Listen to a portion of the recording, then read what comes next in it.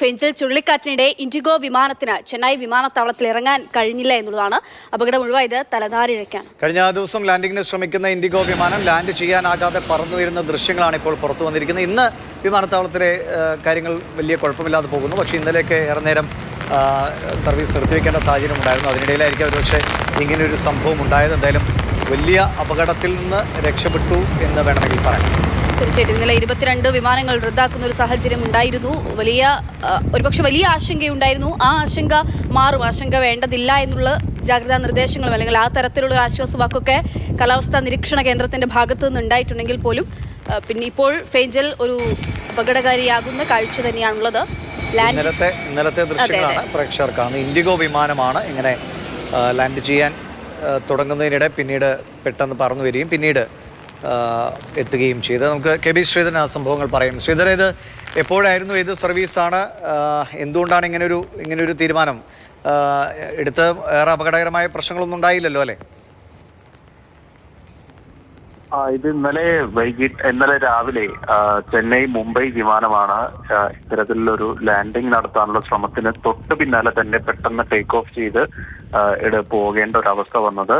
ഏതായാലും മോശം കാലാവസ്ഥയെ തുടർന്ന് ഈ വിമാനത്തിന് ലാൻഡ് ചെയ്യാൻ സാധിച്ചില്ല. തുടർന്ന് പൈലറ്റ് സമയോചിതമായി ഇടപെട്ടുകൊണ്ട് പെട്ടെന്ന് തന്നെ വിമാനം പറന്ന് ഉയർത്തുകയായിരുന്നു. ഏതായാലും ആർക്കും വേറെ ബുദ്ധിമുട്ടൊന്നും ഇക്കാര്യത്തിൽ ഉണ്ടായില്ല. ഇൻഡിഗോയുടെ ഒരു സ്റ്റേറ്റ്മെന്റ് ഇക്കാര്യത്തിൽ വന്നിട്ടുണ്ട്. അതായത് ഇത് ആ പൈലറ്റിന്റെ മികവാണ് ഇക്കാര്യത്തിൽ കാണേണ്ടത് എന്നുള്ളതാണ് ഇൻഡിഗോയുടെ ഒരു വാർത്താക്കുറിപ്പ് വന്നിട്ടുള്ളത്. ഏതായാലും ഈ വിഷയത്തിൽ ഈ ദൃശ്യങ്ങൾ ഏതായാലും ഇതുമായി ബന്ധപ്പെട്ട് വളരെ വൈറലാകുന്ന ഒരു അവസ്ഥയുണ്ട്. പ്രത്യേകിച്ച് ഇത് ചില ഏവിയേഷൻ സൈറ്റുകളിലാണ് ഇന്ന് രാവിലെ മുതൽ ഈ ദൃശ്യങ്ങളൊക്കെ വന്നത്.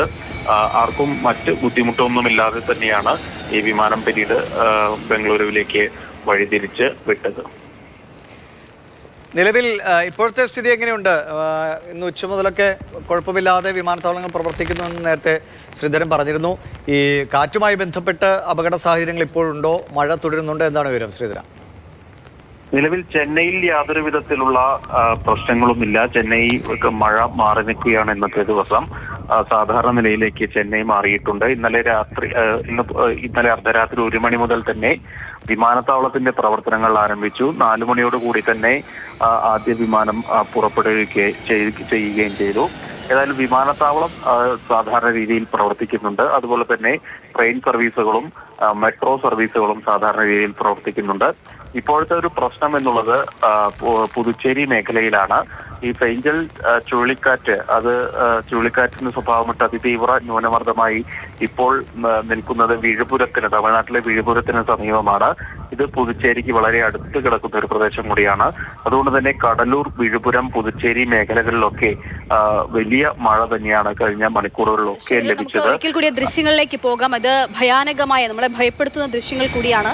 ഇത് പൈലറ്റുമാരെ സംബന്ധിച്ചിടത്തോളം അവർ ഇത്തരത്തിലുള്ള അടിയന്തര സാഹചര്യങ്ങളിൽ ഈ ഒരു രീതിക്ക് തന്നെ പറയുന്ന ഗോ അറൗണ്ട് രീതി എന്നാണ്. അതായത് സുരക്ഷിതമായി ലാൻഡ് ചെയ്യാൻ സാധിക്കാത്ത സമയത്ത് വിമാനം ഈ തരത്തിൽ പ്രവർത്തിപ്പിക്കുന്നു എന്നുള്ളത് അവിടെ പൈലറ്റിന്റെ ആ സമയത്ത് അദ്ദേഹം സ്വീകരിച്ചൊരു നടപടി കൂടിയാണ്. ഇത്രയും ആളുകളെയും ഒപ്പം തന്നെ മറ്റ് അപകടങ്ങളൊന്നുമില്ലാതെ അത് അവസാനിക്കുകയും ചെയ്തു.